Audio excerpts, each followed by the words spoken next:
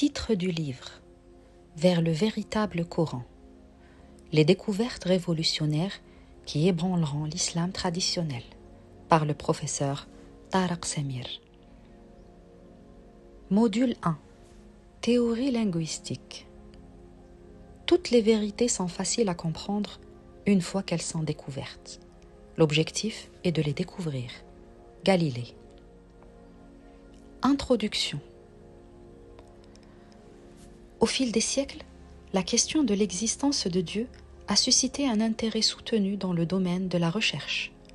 Le mystérieux lien entre l'entité divine et l'humanité continue d'alimenter nos interrogations les plus profondes. Depuis les premiers jours de l'humanité, Dieu a envoyé des prophètes et des messagers afin de nous guider et transmettre sa parole.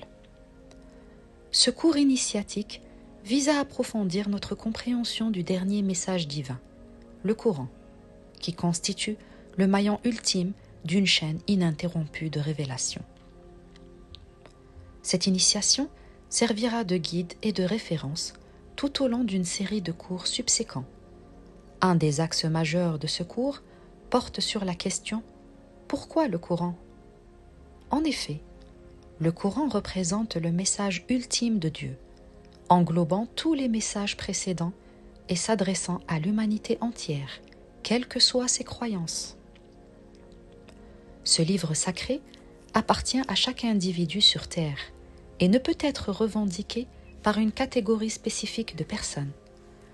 Il est interdit de l'imposer à autrui avec l'exigence de se soumettre, non pas à ses lois, mais à leur interprétation erronée, car chaque individu doit ressentir sa transcendance à son propre rythme. Dieu nous accorde le libre arbitre de croire ou de ne pas croire en lui, comme mentionné dans le verset 29 de la sourate Al-Kahf, la grotte. وَقُلِ الْحَقُّ مِنْ رَبِّكُمْ فَمَنْ شَاءَ فَلْيُؤْمِنْ وَمَنْ شَاءَ فَلْيَكْفُرْ. Au cours de cette exploration, nous replacerons les éléments dans leur contexte, en commençant par l'origine, à savoir la langue arabe. Il est crucial de comprendre que l'arabe n'est pas une création humaine, mais un don du Seigneur à notre ancêtre Adam, transmis à travers les millénaires. Nous aborderons également la profanation et la dépréciation de cette langue, ainsi que les conséquences que nous subissons aujourd'hui à cause de cette situation. Nous examinerons les questions fondamentales sur lesquelles repose le Coran, ainsi que la façon de le lire et de le décrypter correctement. Nous étudierons la relation entre l'incommensurable et le réel, la foi et la raison, et enfin, la signification ultime de notre existence. Par ailleurs, nous aborderons les différents courants religieux depuis leurs origines. Ce cours ne se limite pas à une simple exploration intellectuelle et spirituelle. Il constitue le fondement même de tout apprentissage ultérieur. L'étude du Coran représente une discipline qui exige une implication totale de notre être et va au-delà de cela. L'être humain, en tant qu'entité complexe, d'une sophistication extrême, peut être comparé à une machine hautement performante. Le Coran, quant à lui, peut être considéré comme le manuel d'utilisation de cette machine. Reconnaissant notre ignorance quant à la pleine exploitation de son potentiel, sans risquer de l'endommager, nous réalisons qu'il est impossible de se passer du guide qui l'accompagne. Ainsi, nous nous aventurerons au-delà des concepts abstraits afin de découvrir comment le Coran peut nourrir notre existence quotidienne, donner un sens à nos luttes et nous aider à établir une connexion profonde avec Dieu. Au cours de cette étude, nous serons exposés à des idées qui défieront nos perceptions et élargiront notre compréhension. Nous serons invités à remettre en question nos préconceptions, à explorer de nouvelles perspectives et à établir des liens entre le Coran et les questions fondamentales liées à notre existence. L'étude du Coran est un voyage sans fin, une quête perpétuelle de vérité et de sagesse. Ce cours se propose d'être une boussole pour ceux qui se lancent dans cette aventure passionnante. Préparez-vous à ouvrir votre esprit et à plonger dans les profondeurs du Coran. Ensemble, nous explorerons les méandres de la pensée humaine et nous nous éveillerons à une compréhension renouvelée de la beauté et de la transcendance de l'essence divine. Soyez les bienvenus dans cette exploration captivante. Volet 1. Contexte historique et socio-culturel. Tous les musulmans sont unanimes sur le fait que le Coran soit un livre sacré qui émane directement de Dieu. Au fil de l'histoire arabo-islamique, d'immenses efforts ont été déployés pour établir la législation religieuse, notamment dans les domaines du droit, de la socio-économie, de la politique et des autres branches de la connaissance, mais se fondant majoritairement sur les hadiths, considérés comme base fondamentale des courants islamiques actuels, qui ont émergé une centaine d'années après la mort du prophète Mohammed, que la paix soit sur lui. Cependant, il est nécessaire de noter que cette même ingéniosité et ces efforts soutenus n'ont pas été déployés dans l'interprétation et la compréhension du Coran, ce qui a fait que sa clarification et son interprétation sont les aspects les moins développés dans le monde musulman. Or, les secrets que le Coran recèle font de lui la première source de la science qui régit toutes les lois de l'existence. Malheureusement, les musulmans ont une conviction profonde que le Coran est d'une complexité de vocabulaire inextricable. Ils croient que les hadiths ont été établis afin de simplifier cette complexité et aussi que la parole du prophète est complémentaire et égale à celle de Dieu. La présence de nombreuses exégèses sont empreintes d'influences sociétales, culturelles, linguistiques, politiques et économiques. Et celles-ci semblent très souvent éloignées du texte sacré à cause de ces facteurs.